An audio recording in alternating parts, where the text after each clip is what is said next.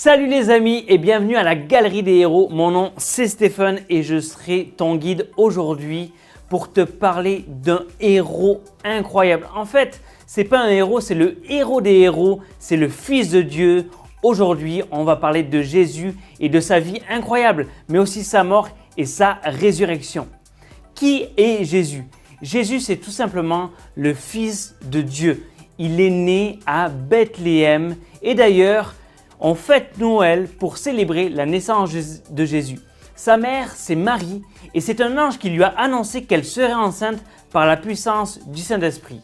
D'ailleurs, le savais-tu? Il y a un autre personnage biblique très connu qui est aussi né dans la même ville que Jésus. Et c'est qui? C'est David.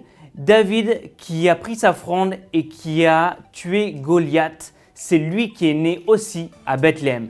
Mais revenons à notre histoire et à Jésus. Jésus est né donc à Bethléem avec sa mère Marie et aussi son père qui était Joseph, qui était le mari en fait de Marie. Oui, le mari de Marie, c'est drôle. Et il est né au milieu d'une étable avec les animaux. Il y avait sûrement des vaches, il y avait des moutons, mais il y avait aussi des bergers qui étaient là, qui étaient venus parce qu'ils avaient été avertis par des anges. Et il y avait aussi des mages d'Orient, des gens qui étaient très sages, qui avaient beaucoup d'intelligence, qui ont été guidés par une étoile dans le ciel. Ils étaient là, pourquoi?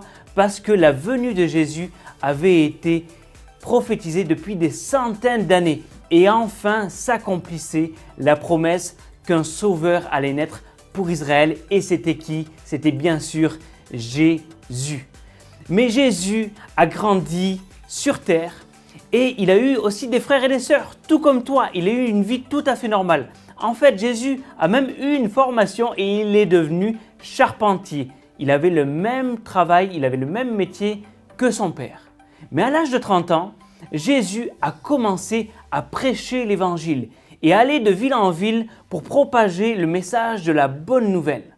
Et il faisait plein de miracles. Il faisait des guérisons de toutes sortes. Il a guéri des aveugles, il a guéri des gens paralysés, il a guéri même toutes sortes de maladies. Et il a aussi fait quelque chose d'incroyable. Il a fait une résurrection, il a ressuscité un homme qui s'appelait Lazare. Bref, Jésus faisait des miracles extraordinaires. Sa foi était incroyable. Pourquoi? Parce que c'était Dieu lui-même, c'est le Fils de Dieu.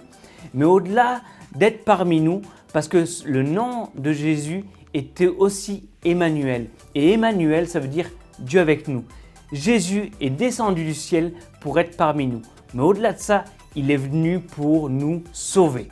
Mais nous sauver de quoi? Eh bien, Jésus est venu pour nous sauver de nos péchés, de nos erreurs. Pourquoi? Parce que quand on pêche, eh bien, on est loin de Dieu.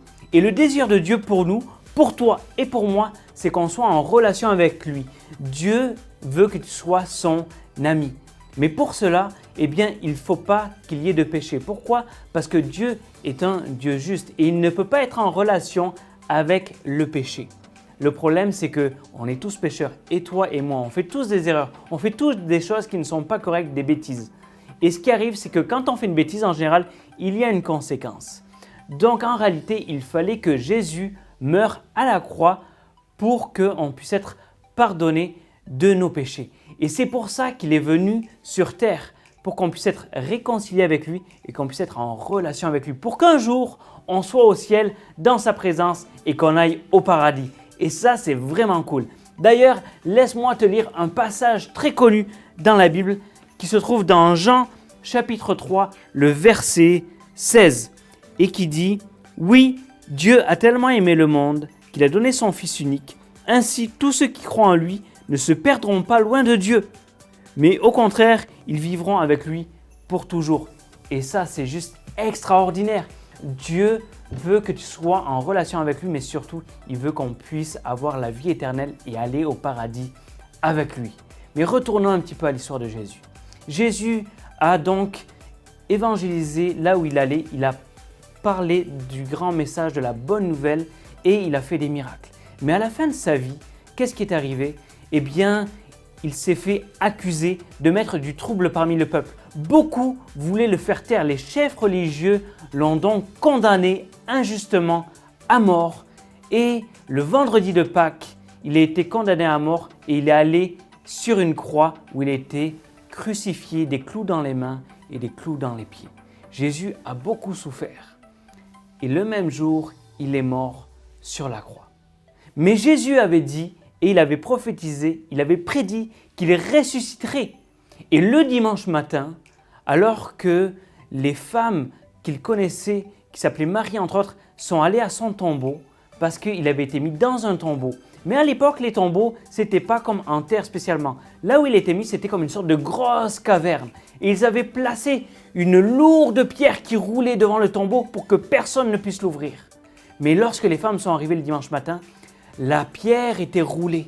Le tombeau était ouvert.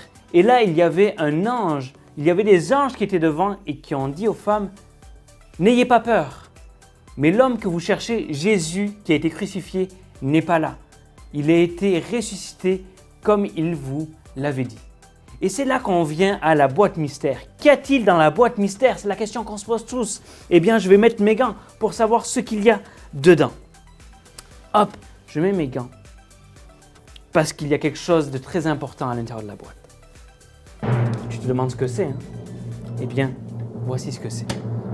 Oh! Il n'y a rien. Il n'y a rien dans la boîte.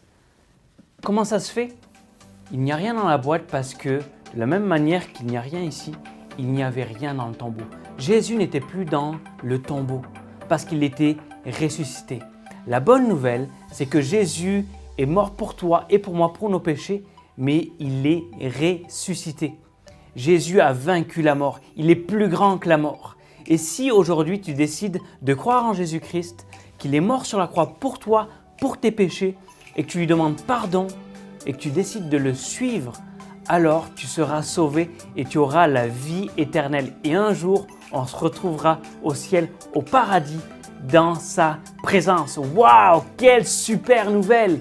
Jésus est le héros des héros, c'est le Fils de Dieu. Et si tu mets ta foi en lui, tu auras la vie éternelle. Alors laisse-moi terminer en priant. Seigneur Jésus, merci pour ta vie.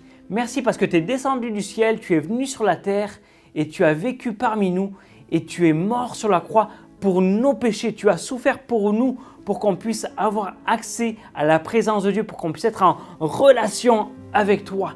Et aujourd'hui, si on te demande pardon pour nos péchés, eh bien nous sommes pardonnés et tu viens habiter par ton Saint-Esprit dans notre cœur à nous. Alors Seigneur, merci pour tous ceux qui vont prendre cette décision de te donner leur vie, de te suivre et te demander pardon pour leurs péchés parce qu'ils vont avoir la vie éternelle comme tu le promets. C'est dans le nom de Jésus que j'ai prié. Amen. Amen. Yes, j'espère que tu as pris cette décision et surtout, n'oublie pas, la foi, comme le dit Hébreux 11 au verset 1, c'est une ferme assurance des choses qu'on espère et une démonstration, une certitude de celles qu'on ne voit pas. Bye les amis.